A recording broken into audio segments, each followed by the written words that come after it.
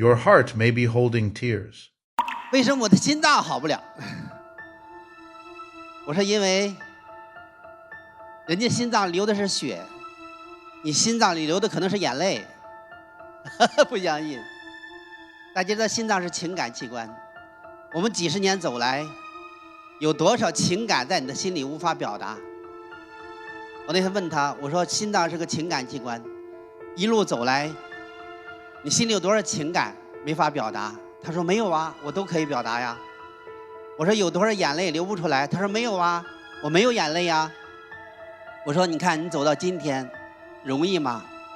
他说不容易。我说你想过你从小到大那些经历吗？他跟我讲，他说你知道我原来是当兵的，在我20多岁的时候，21、22岁的时候，咱国家那个时候凿隧道，知道吧？那时候有那个铁路隧道，是不是啊？完全靠当兵的拿凿子凿出来的，知道吗？他说凿到那最深处的时候，那脚底下都是冰，虽然外面是夏天，但里面是冬天。他说冻得脚都疼。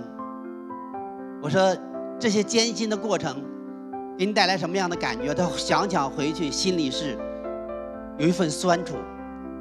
我说最让人酸楚的是什么？他说肖老师，你讲到这里的时候，我眼泪要出来了。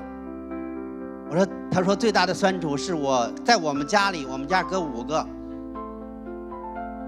唯一受过高等教育的就是我一个人。但是我妈妈走的那一天，我还在工作，我没有时间回去奔丧。想到这里，他眼泪就出来了。那天我引导他向妈妈表达他那份遗憾的时候，他哭了一大场，哭了1个小时。